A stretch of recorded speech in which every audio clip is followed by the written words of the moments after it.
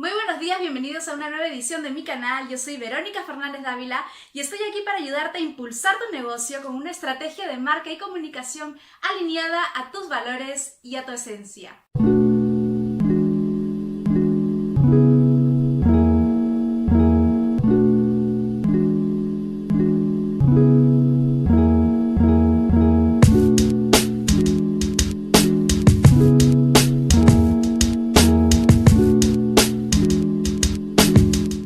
Una vez que tenemos ya definidas las bases estratégicas de nuestro negocio, podemos empezar a construir el universo de nuestra marca. Y lo primero es definir nuestro branding verbal.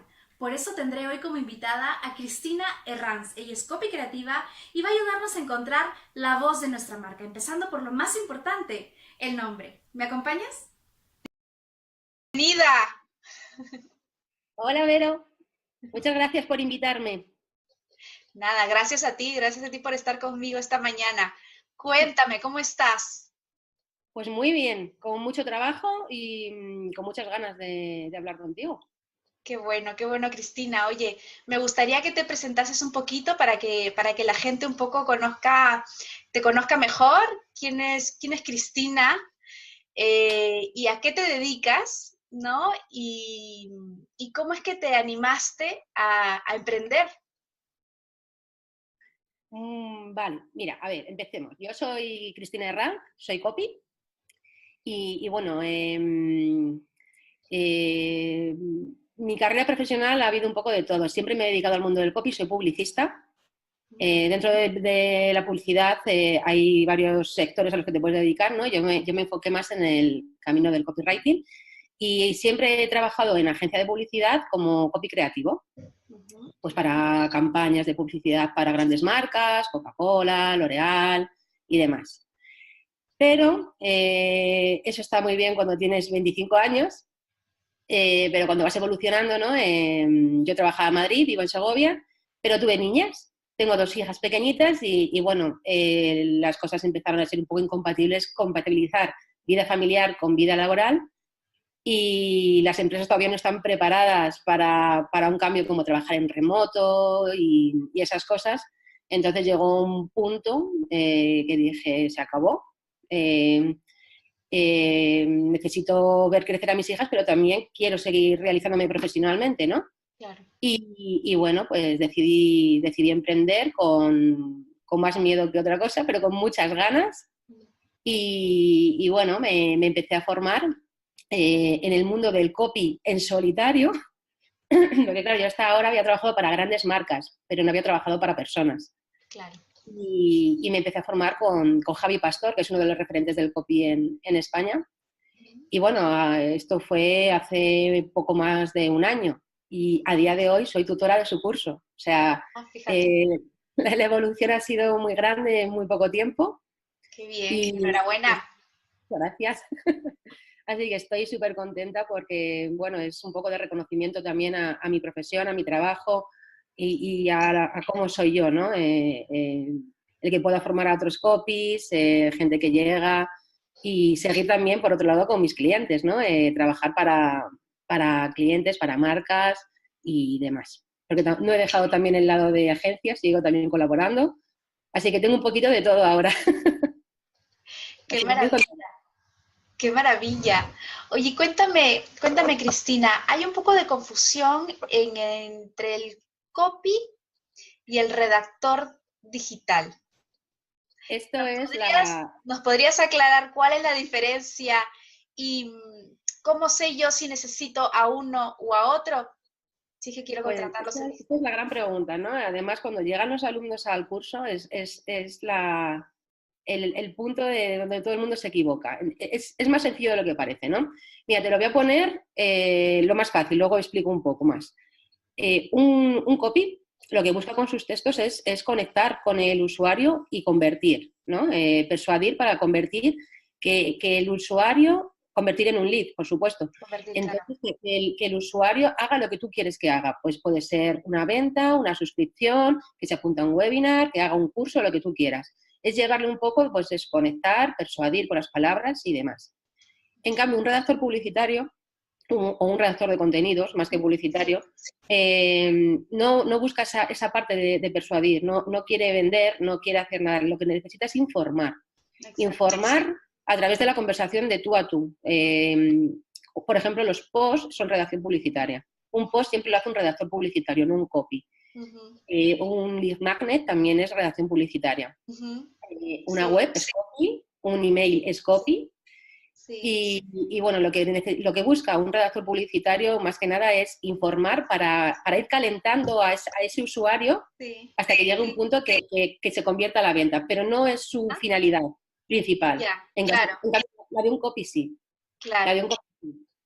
Por norma general, un redactor publicitario siempre termina siendo copy, ¿vale? El copy es como un escalón más a la redacción publicitaria. Un copy puede ser redactor publicitario o no. Claro. Para que me entiendas un poco. Claro, sí. Siempre suele ser así, empezar con la redacción publicitaria, ir un poco más allá y terminar en el copywriting.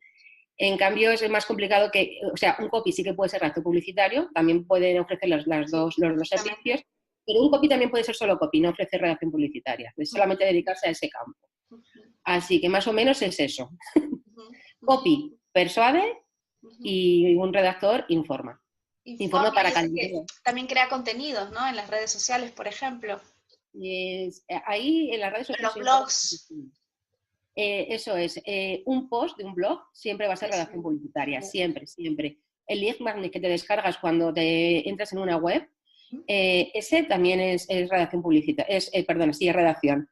Y copy es todo el resto, ¿no? Esa parte de que te dice descárgate mi lead magnet, eso sería copy. Y lo que va dentro sería redacción publicitaria. Y un blog siempre redacción. Y lo que hay fuera del blog siempre es copy. Claro. Aunque todo luego eso tiene más conversación luego por detrás, porque el copy no es todo blanco ni es negro, son más matices, ¿no? Pero más o menos a grandes rasgos es eso. Sí, siempre en una agencia hay duplas, ¿no? Trabajan en equipo, uno tiene su especialidad y el otro, y se complementan, ¿no? Las profesionales en esto. Pero sí que me gusta aclararlo porque a veces, claro, uno quiere pensar en el naming, ¿no? Darle un naming a su marca, ¿no? a su nueva marca y no sabe un poco cómo encontrar, ¿no? Al profesional idóneo, ¿verdad? Entonces, por eso quería tenerlo claro. Y ya que lo tenemos claro, ¿cómo es ese proceso en el caso del copy, que es el que se encarga de la creación del nombre? ¿Cómo es ese proceso de creación de un nombre y de un branding verbal? Aquí tendríamos que empezar primero por crear el branding verbal. ¿Vale? Para llegar luego al naming. Totalmente. También hay un poco de confusión porque el branding verbal es el gran olvidado, ¿no? Todo el mundo piensa solo en el branding visual, en el logo, en lo que ves, pero si realmente no tienes un branding verbal, nunca vas a conectar, nunca vas a comunicar lo que dices. Por mucho que comuniques visualmente, si no sabes decir lo que tienes que decir y a quién decírselo, no funciona. Exacto. Entonces, el branding visual y el branding verbal siempre tienen que ir de la mano. Igual que un branding verbal muy bueno no va acompañado de un branding visual bueno, no funciona. Entonces eso es un poco. Sí. Para llegar a un branding verbal tienes que conocer bueno, pues esto se hace a través de muchas preguntas, reuniones, formulario para descubrimiento, ¿no? Planteas preguntas como ¿quién eres? ¿No? ¿Qué quieres transmitir? ¿Cómo te comunicas? ¿A quién te vas a comunicar? ¿Quién es tu público? Dime frases que repitas comúnmente. Además, a mí me gusta verlos, como te estoy viendo a ti, ¿no? Para ver cómo te expresas, cómo es tu personalidad. Entonces, todo eso se tiene que se ve reflejado en tu voz, porque la voz de una marca es única, ¿vale? Entonces, tienes que perfilarla muy bien, porque luego dentro de la voz, luego estaría el tono. El tono depende de dónde quieras hablar, se tiene que modificar. No es lo mismo hablar para una red social que para un blog, que para una web. Entonces el tono se va modificando. Y luego entraría a otro lado, que sería el estilo. El estilo es eso que te caracteriza a ti, que tenga esa chispita, ¿no? Yo, por ejemplo, tengo un estilo muy marcado, que me diferencio del resto para diferenciarte y ser diferente, ¿no? De tu competencia. Exacto. Entonces, lo principal, lo básico es encontrar tu voz. La voz siempre es única, siempre es la misma. Y luego ya vas cambiando el tono y buscando tu estilo, pero el voz es lo principal para las bases de un branding verbal. Exacto. Y luego el naming, después de ya saber cuál es tu branding verbal, tu marca, ¿no? Que a mí me gusta siempre españolizar, o sea, Sí, hacer todo lo más, sí, la marca, ¿no? sí. Saber cuál es tu marca y demás. El branding sería, el naming sería como si todas las cosas del branding las metiésemos en una caja y en esa caja pusiésemos con un bolígrafo el nombre de esa caja, ¿vale? Eso sería el naming. Quiere decir que el naming depende también de lo que va a haber dentro de esa caja, ¿o no? Tiene que reflejar tiene que reflejar tu personalidad, tiene que reflejarlo todo, pero no es determinante, porque también lo determina el resto de cosas que hay dentro de esa caja. Claro.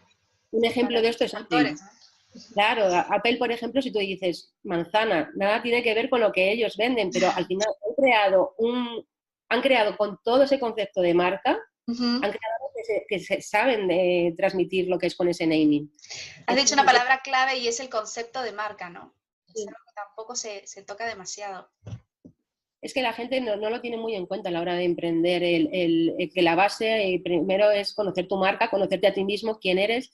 Yo lo que les hago a mis clientes siempre cuando empezamos a trabajar es que les digo, defíneme quién eres en una palabra, en una frase y en un párrafo.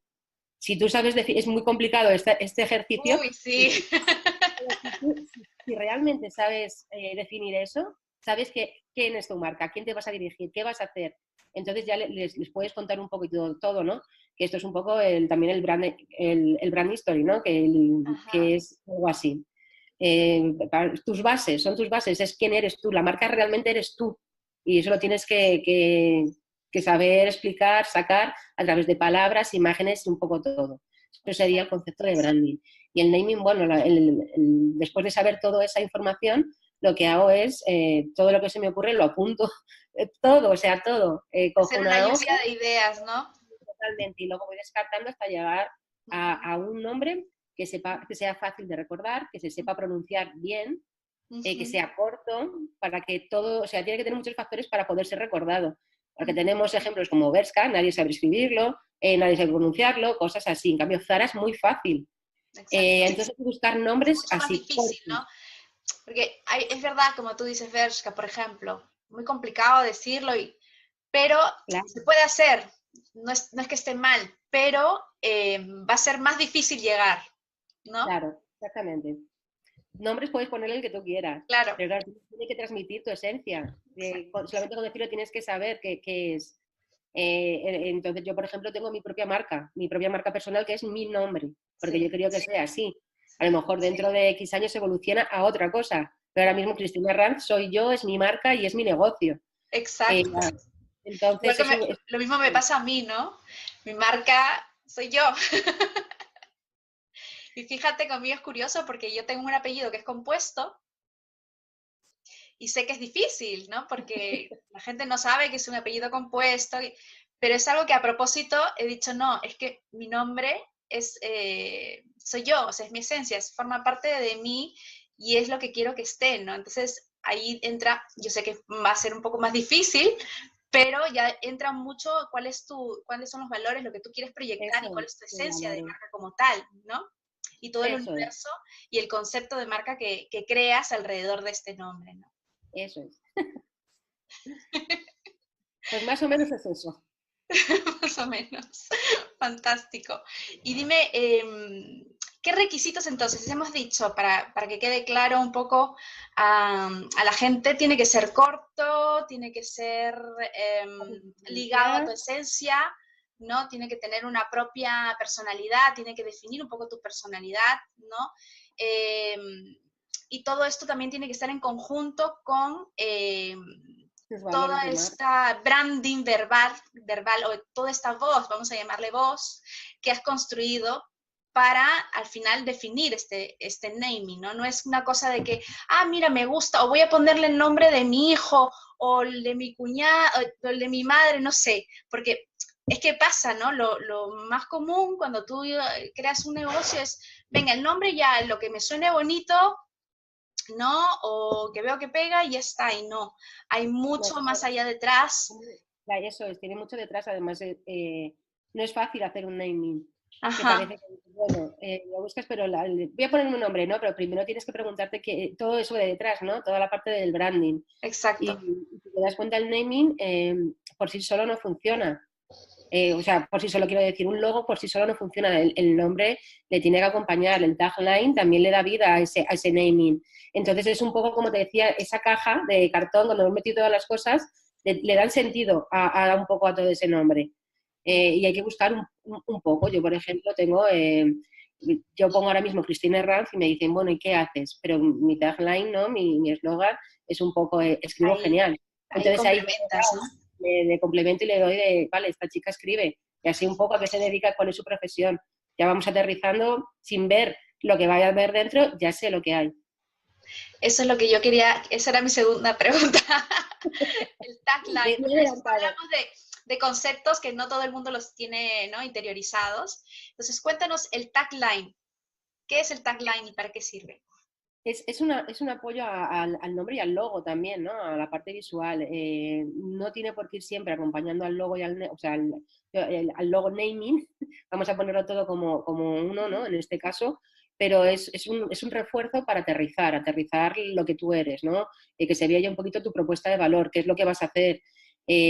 La gente se piensa que no hace falta ponerlo en todos los sitios. No, no hace falta, a lo mejor para ponerlo en tu perfil de Facebook no hace falta poner el tagline, pero en tu tarjeta de visitas, si vendes un producto, ponlo en tu packaging. Es el refuerzo, ¿no? Es el refuerzo a ese nombre, es el refuerzo a tu marca, donde se vea todo englobado en solo, nada, en 4 palabras, no, Muy nada más. cortito, tiene que ser muy cortito porque va a ir junto a tu nombre, ¿no? Ujú. Perfecto, Así. perfecto. Y cuéntanos, cuando llegan a ti las personas que quieren desarrollar un nombre, a veces vienen con una idea, ¿no? Ya pensada. Entonces, ¿cómo gestionas eso? Pues muchas veces, mira, bueno, muchas veces no, casi la mayoría de las veces esa idea se la quito de la cabeza. Porque la mayoría, pues es lo que dices tú, ¿no? Llega con un nombre, yo quiero poner esto, y digo, ya, pero es que eso no transmite lo que tú eres. Lo que tú me estás contando que eres, lo que hemos hablado, no lo está reflejando ese nombre. Vamos a buscar otro, vamos a hacer, que no hace falta, como te decía, por ejemplo, Apple, pero Apple ha crecido con el tiempo, pero tú ahora mismo necesitas algo que te represente, que seas tú, que te diga tu esencia, tus valores. Y hay nombres que no. Y además que te digo que a lo mejor el 99,9% de las veces se lo quito de la cabeza. Digo, no, eso no, vamos a cambiarle. Entonces, lo que hago es, cuando le entrego la propuesta de nombres, les justifico por qué he buscado, cómo he llegado hasta ahí, desde lo que ellos me han contado, cómo he llegado hasta ese nombre. Entonces ya dicen, Claro, ha habido tienes toda la razón. una exploración profunda, ¿no? En ello. Claro. Además que luego se dan cuenta y se dicen, tienes toda la razón, o sea, lo que yo te estaba diciendo no me representa, pero en cambio esto, aunque a lo mejor no sea el definitivo, dice, pero por ahí me parece bien que vayamos. Ujú. Entonces es un poco de esa búsqueda. A mí me gustaría recalcar que por eso también es muy importante trabajar en la estrategia primero, ¿no? En tu base, ¿no? Cuál es tu visión, cuál es tu misión, tus valores, en qué crees, cuál es tu propósito, ¿no? Tu Claro, para mí propuesta eso, de eso valor, todo eso va a definir al final tu marca. Tú no puedes crear claro, una marca vacía. eso es el inicio del branding. O sea, tanto visual como verbal, eso tiene que Exacto. ser algo de inicio. El saber, eso es lo que dices tú, tu cliente ideal, tu propuesta de valor, qué valores quieres transmitir, qué personalidad tienes tú para que se vea reflejada. Eso es la base de todo, para construir un nombre, para construir tu branding verbal y tu estilo, tu voz, tu tono, todo va a ir siempre en eso, ¿no? En la palabra marca, en la palabra branding. Ujú. Así que es muy importante ese ejercicio primero de autoconocimiento, ¿no? Realmente es eso, es una autorreflexión, autoconocimiento, y es muy complicado a veces Uf, llegar hasta ahí. sí, ya Es te digo. muy complicado, muy complicado. Sí, Pero hay que hacer ese ejercicio. Y quien lo tiene muy seguro es decir, quiero que trabajar contigo porque, vamos, lo tienes, ole. Y contigo quiero trabajar. Pero a veces se tienen que dar cuenta de todas esas cosas y no lo tienen en cuenta. Yo creo que el 50% de la gente que empieza a emprender no tiene en cuenta todo esto. Entonces, claro, cuando empiezas a trabajar con ellos, les entregas un formulario, tienes una reunión, Es como, uff, es que me ha costado muchísimo, no sé quién realmente es mi cliente ideal. Digo, pues esto, para poder comunicar, Hay que para poder, trabajar eso primero que nada, ¿no? Porque si no conoces a tu cliente, ¿cómo sabes si vas a conectar con él? a través de las ¿No? palabras, eso es base, eso es lo principal, ¿no? Sí, sí, totalmente, Cristina. Me encanta sobre todo contar y aclarar este punto porque sí que hay mucho desconocimiento, ¿no? Y se tiene la tendencia a cogerlo fácil, ¿no? A buscar un Sí. dominio que no esté pillado, que más o menos me guste o que tenga que ver con mi negocio y ya está, ¿no? Por eso luego que quiero un Y luego rebranding, quiero un vienen no los sé qué, rebrandings. eso es, que suelen pasar en menos de un año de inicio, porque Que dices, claro, es que digo, esto, que luego me doy cuenta, pues es que sí, es que no pega, nadie me entiende, o claro, nadie es que no entiende tiene mi sentido. marca, no la saben escribir, o no la saben decir, nadie se acuerda de ella, Sí, ¿no? creo que fue el fundador de Amazon, que esa frase me gusta mucho siempre decirla, que decía, tu marca es lo que hablan de ti cuando tú no estás. O Ujú. sea, es eso que has dejado en el corazón de esa persona. Entonces, claro, esas personas, te interesa saber que hablan de ti. Y si no, Exacto. si no hablan de ti, por algo será porque no has sabido o habla gente que no te interesa a ti, ya lo estás haciendo mal. Entonces, eso es un gran ejercicio. Exacto. Muy bien, Cris, me encanta. Y ahora vamos a entrar un poco más ya a la construcción, ¿no? De estos mensajes y de este lenguaje que ya, cuando ya hemos definido una voz y hemos definido, ¿no? Cuál es nuestro nombre y demás, hay que empezar a trabajar ya en el lenguaje que va a continuar, que va a permanecer en el tiempo, en todos nuestros escritos y en todo lo que hagamos, ¿no? Ujú. Entonces, en el caso de, has mencionado antes el brand story, y me gustaría también que nos contases qué diferencia hay entre este brand story, ¿no? A la hora de presentar a tu marca, ¿no? De cuando la lanzas y cuentas quién eres, ¿no? Y el storytelling, que es ya cuando empiezas a charlar con tu gente, ¿no? Con tu público. Entonces, me gustaría que tú me contases la diferencia entre ambos para que quede muy claro y cómo se trabaja cada una de ellas. Es que ahora mismo el storytelling está como súper en la boca De todo el mundo. de Uh-huh. todo el mundo, porque sí que es verdad que el storytelling vende. La gente, yo creo que lo definen como el arte de contar historias, ¿no? Historias que venden. Y es que realmente es así, es empatizar con la otra persona. Eso sería un poco el storytelling. En cambio, el brand story eres tú, es como cuentas a esa persona quién eres tú. Sería el primer ejercicio de base cuando haces el branding, cuando creas tu marca, decir, ¿cómo quiero contarle al mundo quién soy yo? Uh-huh. ¿Cómo me voy a expresar?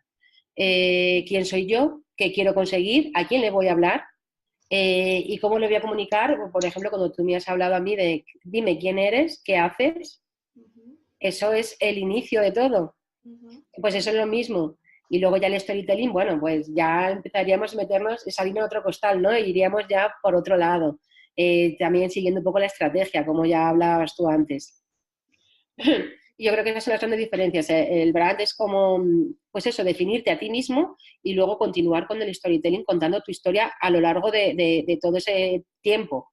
Este es mi inicio, esta soy yo, y luego el storytelling lo voy usando a lo largo de mi recorrido de mi carrera para empatizar, para que conectar bueno, lo puedes usar para todo, en presentaciones, en tu web, en tus perfiles de redes sociales, en todo. Exacto, en Exacto. todo. Y ahí hay que definir ya previamente un estilo, ¿no? Lo que comentabas al Eso es lo que... principio, tener claro desde un principio cuál es tu estilo, cuál es tu tono, ¿verdad? Mira, Porque ese es el que te va a en eso, acompañar en todo tu recorrido para que no haya incoherencia, ¿no? Luego hablamos de la claro, coherencia de una marca y ahí está la coherencia de una marca, ¿no? para mí lo principal es definir la voz. Uh-huh. La voz, tener muy claro la voz. Porque el tono y el estilo incluso lo puedes ir modificando a lo largo del tiempo. Puedes ir perfilándolo, puedes ir viendo lo que te funcione y que no, pero partiendo de la base de la voz. Uh-huh. Puedes tener ahora mismo un tono o un estilo, pero que a lo mejor ver que no te funciona o que te funciona otro y lo puedes ir perfilando, Perfilando. pero con esa voz de base. Eso no lo puedes modificar nunca. La voz no. pero el estilo y el tono sí. Además, el tono sí que se debe de modificar dependiendo de dónde quieras hablar. Yo, por ejemplo, ahora mismo el tono que estoy utilizando contigo no es el mismo que uso en mis redes sociales, para que te des cuenta, pero no dejo de ser yo, no dejo de ser mi marca. Claro. Y el estilo pues es esa chispa, ¿no? Eso que le doy de gamberra, de ese humor un poquito picante, de decir... Pero esa chispa no va a cambiar, por más que estés en otro contexto, no, siempre va a estar ahí porque forma parte de tu esencia, ¿no? Porque es Entonces, mi personalidad. Entonces yo soy exacto, así. es tu personalidad. Dentro Exacto, y fuera de mis textos yo soy así. Entonces eso es lo que quiero reflejar. Que exacto. yo no voy a cambiar escribiendo en un sitio o en otro porque esa es mi personalidad. Y te voy a contestar al segundo a un comentario porque me sale de la manera más audaz o más chispa o como tú quieras llamarlo. Pero porque yo soy así. Claro, Entonces, es algo natural, no es algo que está y eso, fingido o impuesto, que tú, eso es lo que quiero claro, que quede clarísimo, ¿no? Porque porque si tú la ves, personalidad tiene que ser tuya, no puedes adaptar, no puedes decir, quiero ser como este, no, es claro, tuya, no, te tiene que venir de dentro, ¿no? y además veo muchas veces incoherencias, ¿no? De gente cómo habla en su web, a cómo hablas con sus posts, a cómo hablan las redes sociales. No puede ser. Sí que puedes modificarlo porque no, a lo mejor no puedes poner un post palabrotas, pero en Poco, pero cambio siempre, en pero las la redes esencia sociales te tiene puedes que tomar... notar que eres tú. Hay un truco, Cris, no sé si, a ver, tú ya eres la experta, lo dirás, pero hay un truco que siempre lo comparto con mis clientes, ¿no? Y es cuando tú lees algo, cuando otras personas lean algo que tú has escrito, eh, se imaginen que tú lo estás hablando. O sea, Eso se es. imaginen tu voz, literalmente. Eso es así, es así. Lo que te quería decir con lo otro, ¿no? Del cambiar el tono, es porque en algunos sitios te puedes permitir unas licencias y en otras no. Ya, Yo por ahora mismo no me supuesto, puedo poner pero una como entrevista, todos. claro, y decir a lo mejor un taco, pero a lo mejor en una publicación de Instagram que diga, pero coño, vamos a ver, queremos hacer esto. Ahí sí. Claro, Esa es la diferencia de cambiar el tono de un sitio a otro. Pero claro. no dejo de ser yo ni hablando contigo, ni hablando en Instagram, No estoy ni hablando... hablando de usted y luego hablo de tú, y luego No, de no, usted sí, toda sí, sí. formalita, que no, a ver, tú eres tú y ya está, ¿no? Y ahí vamos a entrar ahora a lo del tú y el usted, que también es otro bolondrón que me encuentro, que hay tela ahí, ¿no? Pero bueno, vamos a, a entrar un poco a cómo estructurar un mensaje, porque eso también es otra quebradero de cabeza a la hora de escribir, ¿no? ¿Cómo estructuras un mensaje, por ejemplo, de venta? Vamos a poner. A ver si te he entendido. Quieres decir cuando yo escribo, por ejemplo, una web, ¿no? O Sí, una sí, un SquidPay, texto. vale, Ujú. un texto. Pues bueno, hay muchas fórmulas para llegar a esto.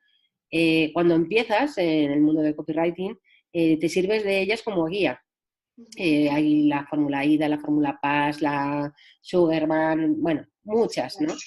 Pero cuanto más escribes, todo eso te lo saltas un poco a la torera, mezclas, porque ya sabes lo que tienes que ir diciendo, una cosa lleva a la otra. Esto es como un tobogán, ¿no? El estructurar un texto de venta, tienes que engancharle desde el primer momento con algo, con un punto de dolor o con o no.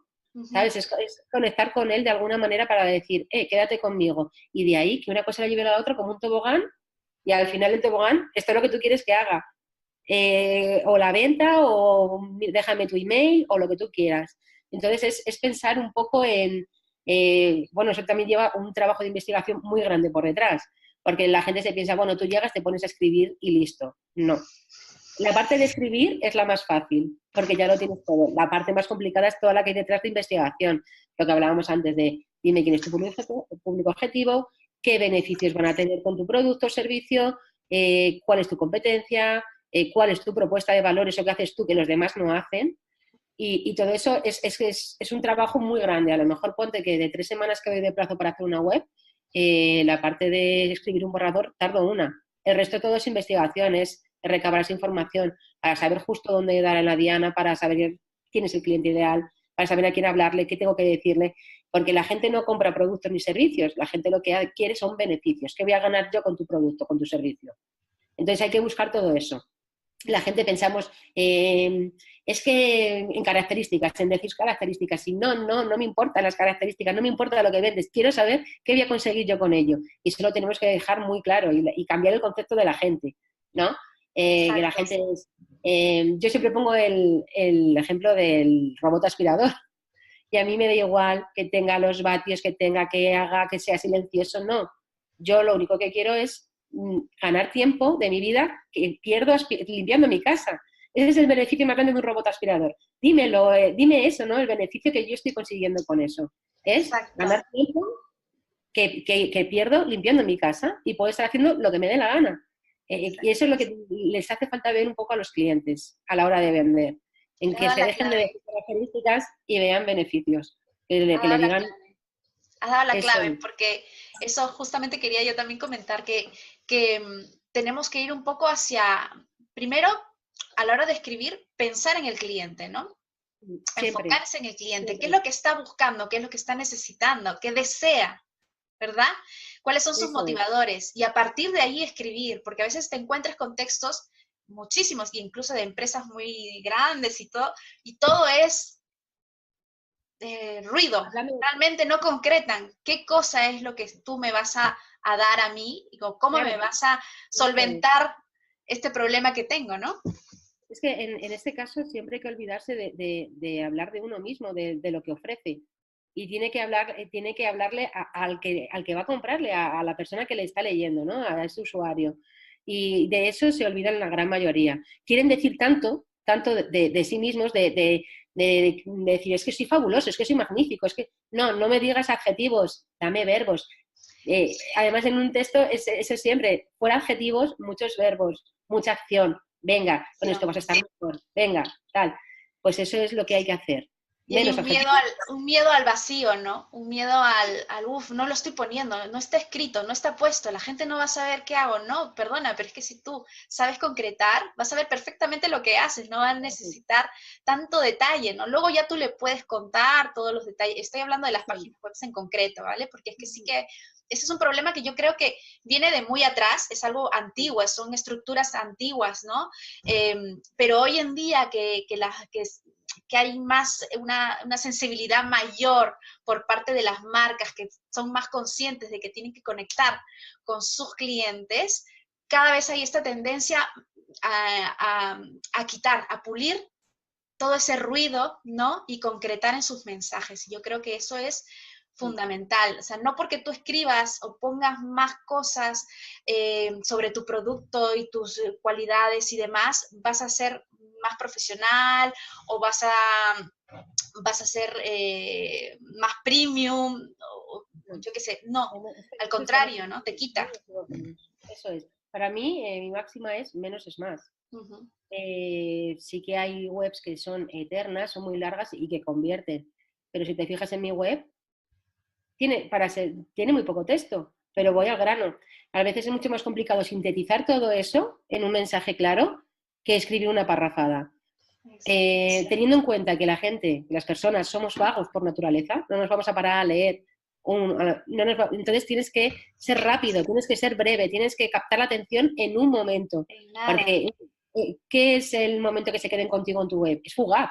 Entonces tienes que engancharla desde el primer momento con un mensaje que le llegue, que diga, espera, que quiero seguir leyendo porque creo que me va a ofrecer algo que yo necesito. Y eso es lo que hay que conseguir. Y la gente, ahora ya cada vez el copywriting está un poco más, la gente está un poquito más concienciada de que se necesita.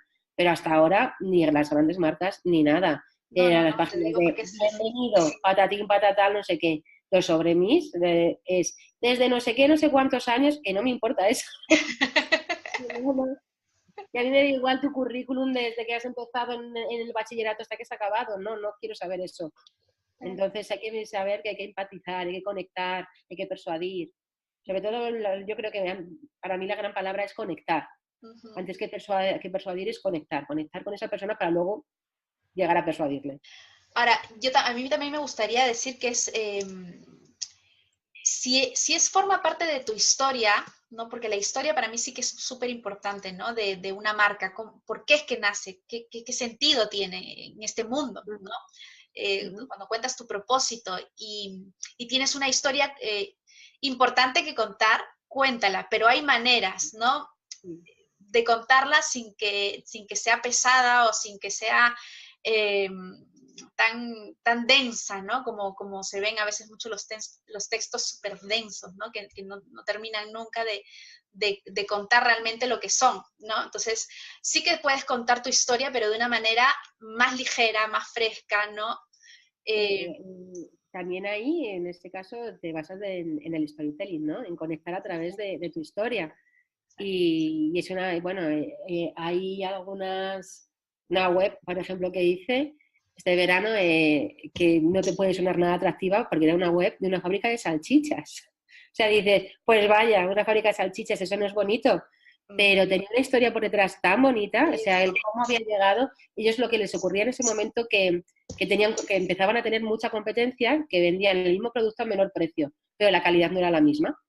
Entonces, ellos querían hacer ver que ellos eran los de siempre, que tenían una tradición, que tenían un porqué, que era familiar, la historia de su tío, la historia de tal, y al final se creaba ahí eso de decir, es que ellos son los de siempre, son los que he comido esa salchicha cuando yo era un niño, cuando era pequeño, era tal. Entonces era como empatizar a través de esa historia y era muy bonito. Y de una fábrica de salchichas hicimos una web muy bonita, que decían, claro, era eso, apelar a los sentimientos total, a las emociones, de decir, es que, ¿por qué voy a dejar de comprarles a ellos si ellos son lo de toda la vida, ¿no? Una historia muy bonita detrás, ¿no? De los abuelos que ya no estaban, que habían continuado el hijo y que ahora estaban los nietos al frente. O sea, era una cosa, pues eso, muy chula.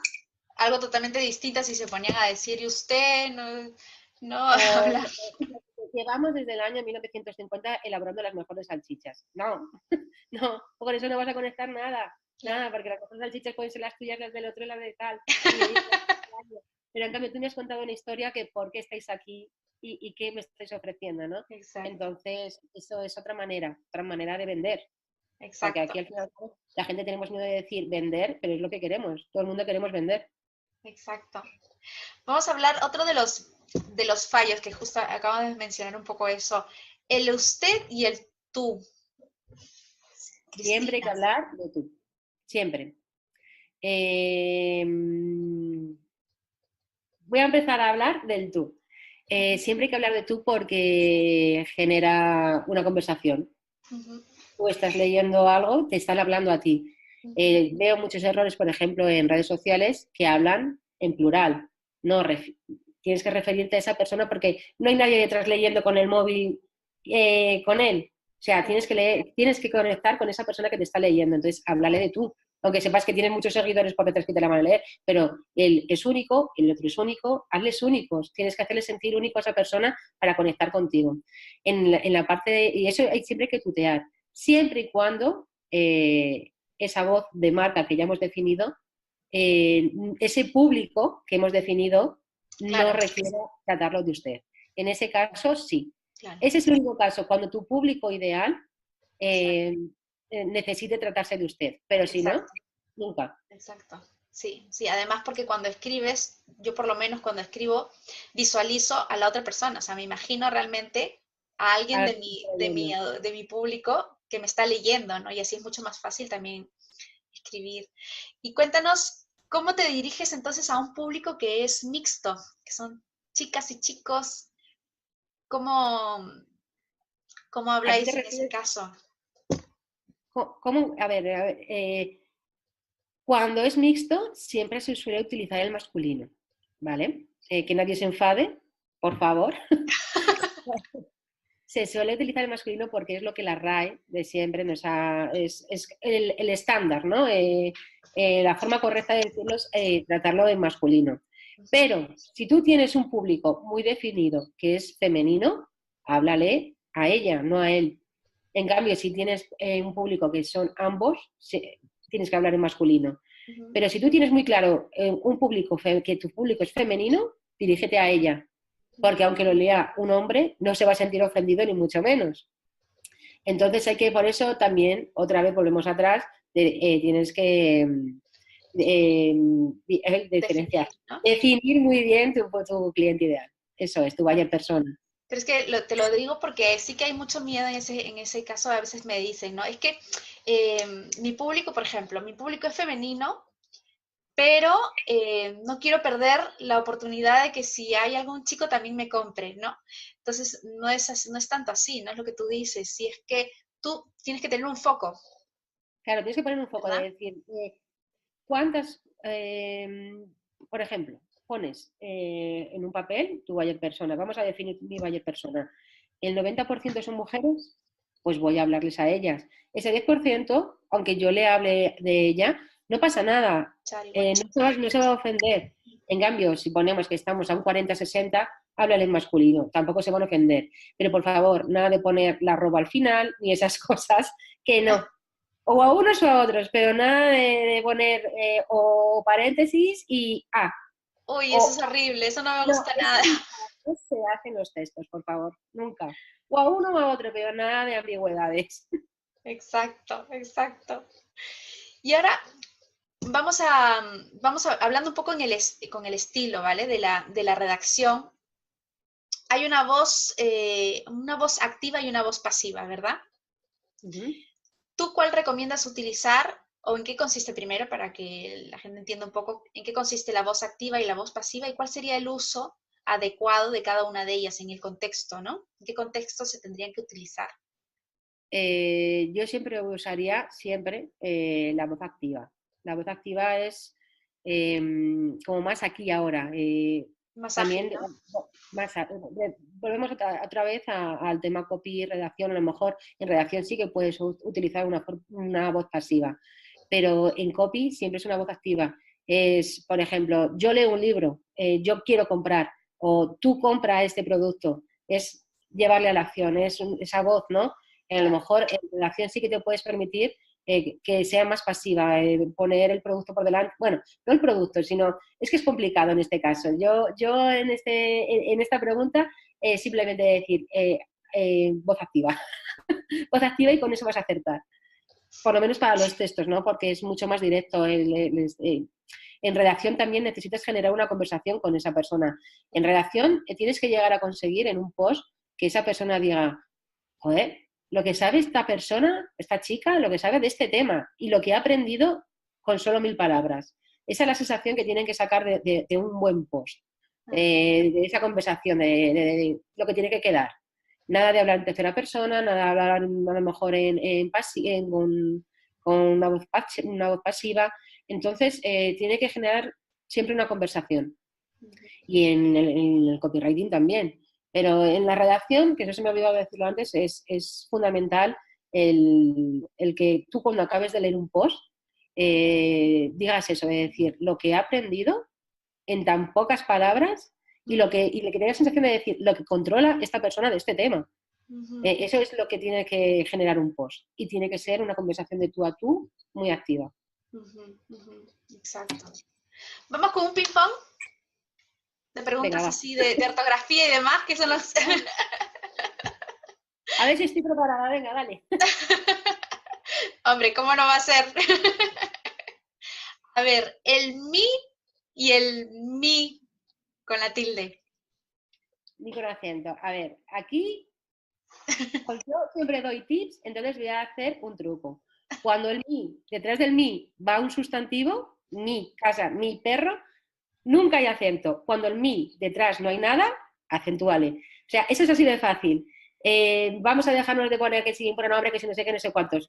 Vamos directamente a lo fácil. Cuando va acompañado de un sustantivo, no le pongas acento. Vale. Cuando va solo, acentúale. Entonces ahí siempre vas a acertar. A mí me gusta hacer estas cosas fáciles, hacer las cosas más sencillas, ¿no? Que cuando tú escribas diga, ay, mira lo que me dijo Chris, que aquí, pues entonces aquí no va el acento. Y ya está. Claro. Y ya está, sin pensar, directamente. Sí, sí. Clarísimo. El punto y el coma. O el punto y Ay, coma. este es el gran olvidado, ¿no? Muy poca gente lo utiliza.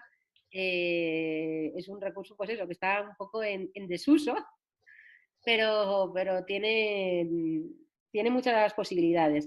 El punto y coma, yo lo pongo todo con ejemplos para que, Sí, para que sí, la gente lo perfecto. entienda mejor. Cuando dentro de una numeración ya hay comas, tenemos que utilizar el punto y coma para que no haya tantas comas y que se entienda bien. Ejemplo. Primero me he conectado al ordenador. Después me he comido una manzana. Vale, bueno, la frase es una mierda, pero ese primero sería con coma, primero encendí el ordenador, primero coma, encendí el ordenador, luego después ponemos el punto y coma, y luego después, coma, he comido una manzana.